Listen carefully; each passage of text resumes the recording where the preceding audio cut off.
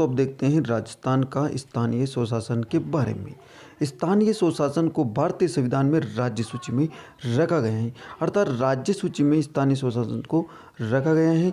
और भारत में सन 1687 में मद्रास कॉरपोरेशन की स्थापना से ही स्थानीय स्वशासन का प्रादुर्भाव हुआ। भारतीय संविधान में स्थानीय शासन शब्द का प्रयोग किया गया है, अर्थात स्थानीय शासन शब्द का प्रयोग भारतीय संविधान में स्थानीय स्वशासन के लिए किया गया है। 73वां संविधान संशोधन अधिनियम 1992 इस संविधान संशोधन के अनुसार पंचायत राज संस्थाओं को संवैधानिक दर्जा देने हेतु संविधान में एक नया भाग 9 पंचायत शीर्षक से जोड़ा गया है।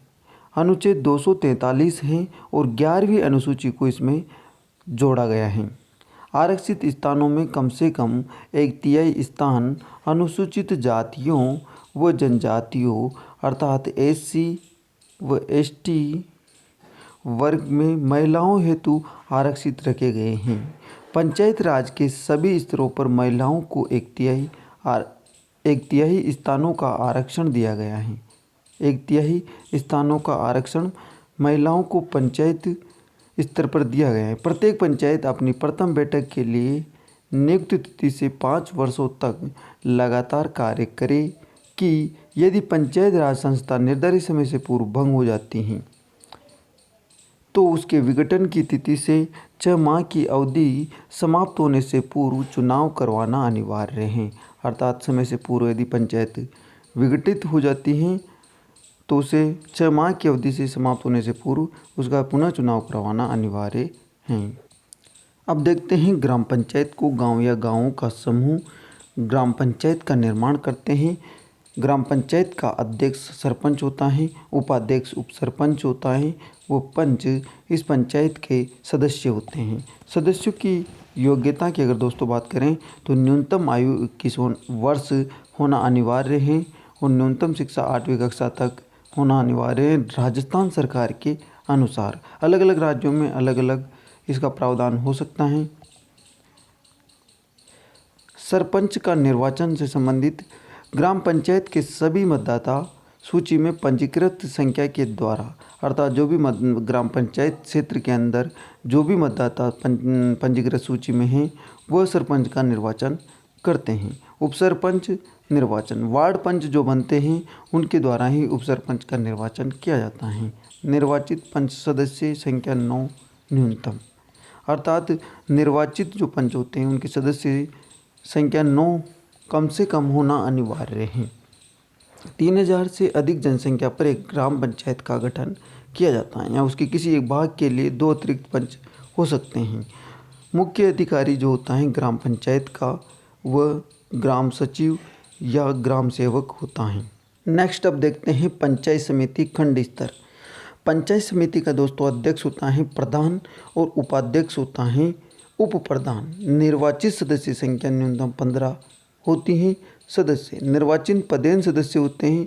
सभी पंचायतों के सरपंच इसके सदस्य होते हैं और राज्य विधानसभा के सदस्य अर्थात MLA इसका सदस्य होता है। योग्यता की अगर दोस्तों बात करें तो 21 वर्ष आयु न्यूनतम होनी चाहिए और कम से कम 10वीं कक्षा तक इसका शिक्षा का प्रावधान इसमें किया गया है। नेक्स्ट है निर्वाचन। सदस्य 1 लाख से अधिक जनसंख्या होने पर प्रत्येक 15,000 या उसके भाग के लिए 2 अतिरिक्त सदस्य हो सकते हैं, अर्थात 15,000 या उसके भाग के लिए 2 अतिरिक्त सदस्यों को नियुक्ति सदस्य चुने जा सकते हैं। प्रधान निर्वाचित सदस्यों द्वारा बहुमत के आधार पर अपने में से ही किसी एक को प्रधान चुना जाता है।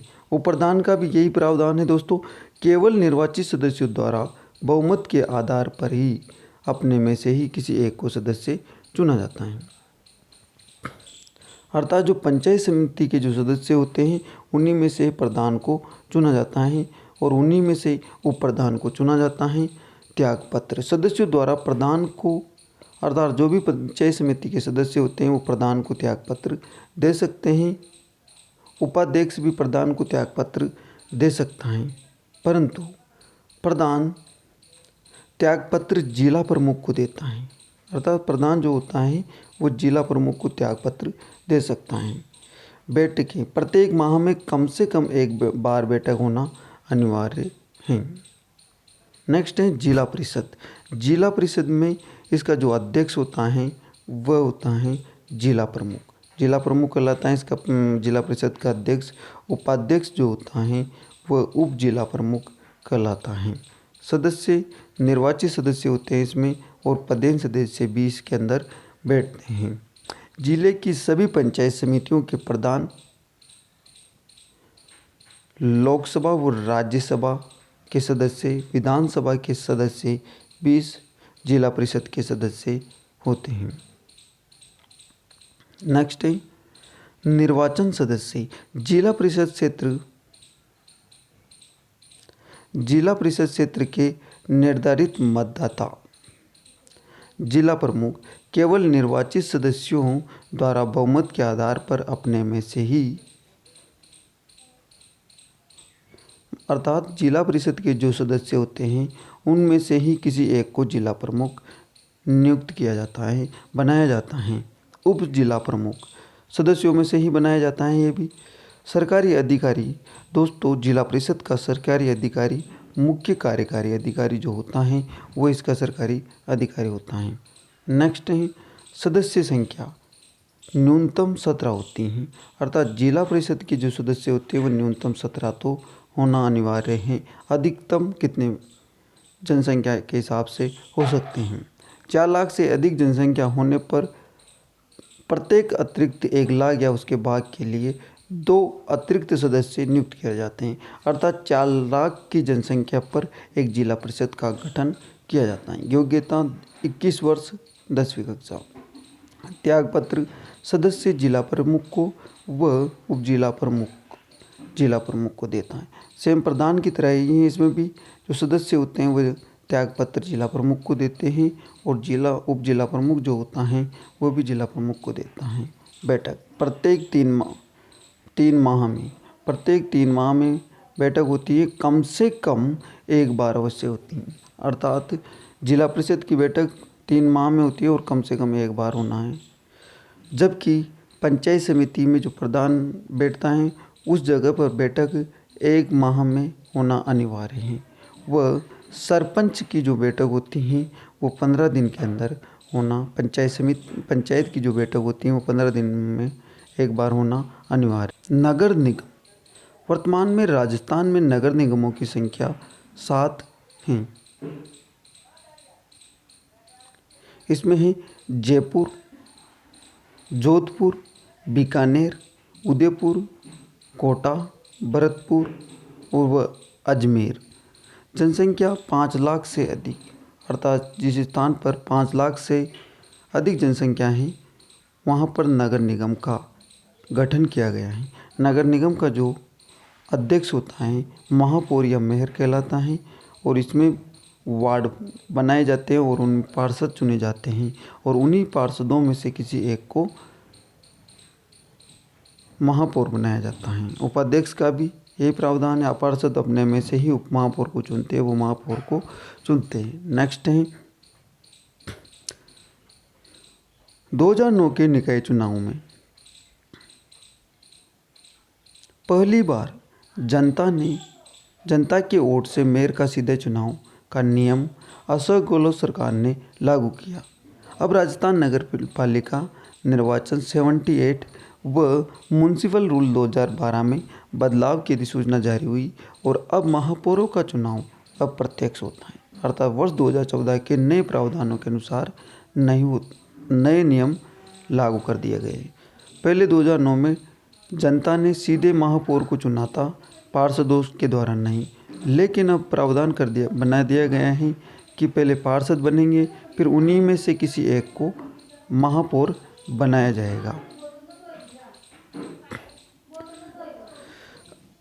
महापौर की में जो नगर निगम की बैठक होती है उसमें कौन कौन भाग ले सकता है, तो उसमें लेता है महापौर जो अध्यक्ष होता है नगर निगम का, पार्षद, सांसद, विधायक, वृद्ध पुरुष, नगरीय कार्यों का अनुभवी व्यक्ति, अर्थात कोई ऐसा व्यक्ति जो नगर का कार्यों का उसको अनुभव हो, CEO, प्रशासनिक प्रमुख जो होता है नगर निगम का वो होता है मुख्य कार्यकारी अधिकारी। मुख्य कार्यकारी अधिकारी प्रशासनिक प्रमुख होता है नगर निगम का। नेक्स्ट है नगर परिषद। वर्तमान में राजस्थान के अंदर नगर परिषद की जनसंख्या की बात करें दोस्तों तो वह है 34 नगर परिषदें हैं। और नगर परिषद का गठन जहाँ पर 1 लाख से 5 लाख के मध्य जनसंख्या होती है उस स्थान पर नगर परिषद का गठन किया गया है। नगर परिषद का अध्यक्ष सभापति कहलाता है, उपाध्यक्ष उप सभापति कहलाता है और यह इनका भी चुनाव वर्तमान में पार्षदों के द्वारा ही किया जाता है और उनके जो सदस्य निर्वाचित होकर के आते हैं वो पार्षद कहलाते हैं। प्रशासनिक प्रमुख इनका होता है आयुक्त होता है। नेक्स्ट है दोस्तों बैठक में भाग लेने वाले व्यक्ति। बैठक में भी दोस्तों इसमें भाग ले सकते हैं, पार्षद ले सकता है, सांसद ले सकता है, विधायक ले सकता है, नामित व्यक्ति ले सकता है, वह आयुक्त इसमें भाग ले सकता है। नेक्स्ट है दोस्तों नगर पालिका। संख्या की बात करें तो 147 2015 के अनुसार है। अब इसके नए नगर पालिकाओं का गठन किया गया है और उसके आंकड़े अभी तक नहीं आए हैं दोस्तों। तो 2015 के अनुसार तो 147 है, लेकिन अभी नए और नगर पालिकाओं का गठन किया जा चुका है, उसके आंकड़े अभी उपलब्ध नहीं हैं।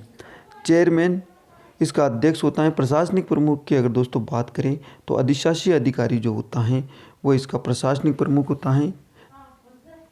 सदस्य इसमें भी सेम पार्षद होते हैं। बैठक में भाग लेने वाले वही चेयरमैन हैं, पार्षद हैं, विधायक हैं, नामित सदस्य हैं और अधिशासी अधिकारी।